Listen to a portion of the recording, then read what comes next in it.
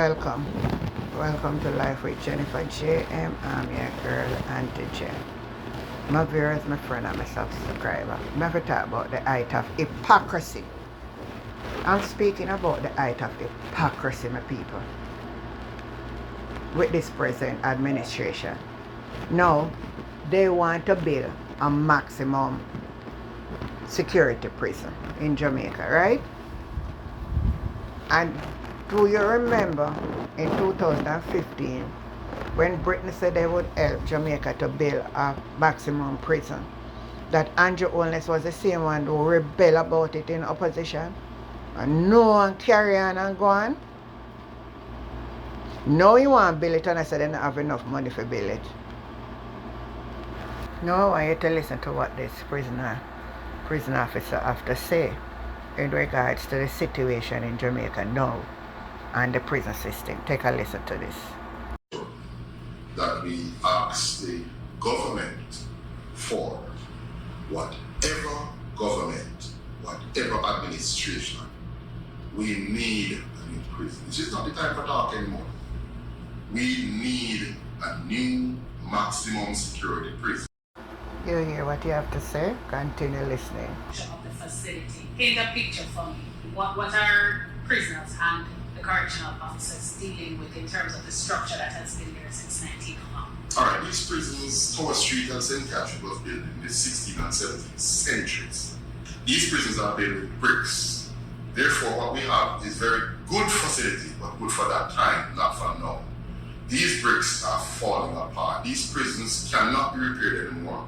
And we realize that every single day we have issues, we have places in these prisons where no officer can work, no inmate can be located because things are falling down. We have a simple earthquake, we have a magnitude earthquake which just got in a couple days. And we are saying one of the first things that we thought about is what is happening in the prisons, because there are areas in those institutions that has been falling. It doesn't need an earthquake. And we can tell you what we have is every single day these institutions are falling apart. They cannot be repaired anymore, but there is no serious move by the Ministry of National Security / the government to build any correctional institution. It is only talk and there is nothing happening. I have many documents of persons from the Honorable Kurt Spencer, the then Security Minister who was the Honorable KD9, Mr. Montague. Peter Bunting here who is indicating clearly that we can't go any further with these prisons, and they are coming from 3 billion to 8 billion to now we are here about 31 billion and counting, with no serious move to build any prisons. So we really don't have this serious input from the government to build any correctional facility. And I think these facilities will have to fall right down before they are serious about building a facility. We have to treat with these issues because the fact of the matter is persons come to prison every day, literally. We have to understand what is happening. The prisoners of today are not the prisoners of 20 years ago. We can confine the body, we cannot confine the minds. Persons are thinking, persons are looking, what can I do? How can we do this? So our job as correctional officer is very hard, but we have to contend with what we have existing, not compromising security, because that is our major focus, just to ensure that the persons in our care are cared for and remain where they are. With these structures though, how likely is it for the prison bus escape, given that the structures are not secure? Well, are there concerns about that? I wouldn't say that the structures are not secure as it relates to escapes, because the fact is we focus clearly on ensuring that these persons remain where they are. However, the institutions that exist now, they cannot be repaired anymore. We are doing a very good job and we commend our officers every single day of the job that they are doing. Because if they are not carrying out their function, they would have a massive escape or massive escapes. I would have recalled the tunnel that was found at Tower Street some time ago. It's the vigilance of the officers who would have realized that something is happening. So prisoners are thinking, So we have to be very vigilant every single day, and our officers must be commended because we ensure that these institutions are secure. However, the infrastructure needs attention. It cannot continue for very long. What's the ratio we're talking about in terms of correctional officers to prisoners? We often hear that the prison facilities are overcrowded, woefully overcrowded. I will regard it in terms of the ratio that I indicate now, and this is for specific reasons in terms of security. But as we speak, we are understaffed, we are overstressed, but we have to carry out the functions every single day. But what we have now as it relates to numbers to prisoners, it's quite inadequate. It's not adequate, and you must also understand that if the Department of Correction recruit 300 officers, we have maybe 100 that leaves within a short time. So the turnover is high? Definitely high. So we have to understand what is happening on the ground. So persons would have come in because they would have wanted a job. But when persons realize the environment in which they have to operate, a lot of persons really just step out of the jobs. Many don't resign, they just leave. So we have to understand what is it that we are doing now. But the ratio now as we speak is very inadequate. We are understaffed in every single correctional institution. Whilst there might be recruiting happening, but the attrition rate in terms of how persons move. Can you give me that? It's What's the very attrition rate? Well, as we speak now, the Department of Correction will have to provide that, but the facts still remain.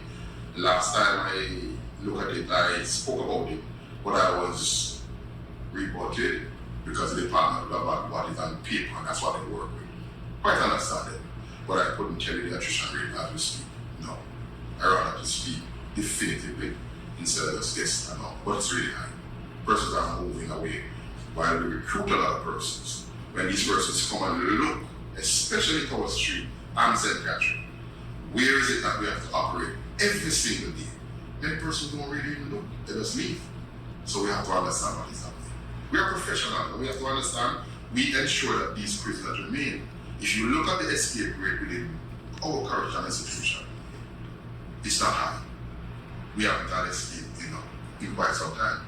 So we have to understand we are doing a good job, but we need the help of the ministry / the government, whatever government, to ensure that we can secure these persons and secure them with some sense. Because the fact of the matter is, these persons are thinking.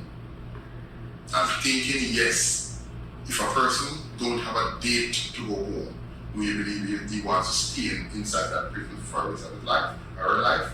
No. They'll be thinking, how can I leave you? What were your thoughts on the British paying for a new maximum security facility and our government, just allowing that to fall by the wayside? Alright, where that is concerned, and I will never get inside the politics of this, alright? But where that is concerned, the government should have accepted that prison coming from Britain. However, our slave masters, we would not have accepted a prison. It's logical, right? But if we had accepted such a prison, $25 billion prison that was supposed to be built, and they were supposed to send some inmates coming when they're about to be released, and money will follow and all of that, we would have a maximum security prison, state-of-the-art prison that can hold our prisoners in safe custody. These cell phones issues that we are talking about, today we would never have these kind of issues. So yes, it should have been accepted, but as custodians, we are not a part of the politics, and we don't speak politics. I think the politics got involved where that prison was concerned, and this is why it was rejected. But if you are going to reject such a proposal, then what is it that you are going to put in place? And I can guarantee you, it was reasoned that they will not accept this, we'll build our own prison. So you hear what the officer is saying. Dire need for prison. From in the 16th, the prison them building a Spanish Town, St. Catherine prison and Tower Street. Because they really a brick, So you know, so them they're found at the slavery time. No, the same people, the British, them did say them are going to build back the prison. are the first thing Jamaica should have take, because at least they can lift up back a prison, you know. But you see politics, sometimes politics are a destruction. Sometimes politics is nothing but a destruction. Here? And now the place look. You have to modernize it up now, man. You hear the condition, them all of that in there. No, man. Anyway, my people, not tell me what I think. Leave on a view, leave on a comment. Jamaica need new prison.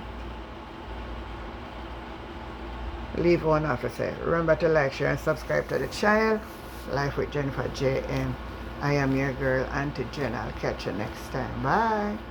If you are listening to the argument, there is absolutely nothing there to build a new prison in 2024 as we speak.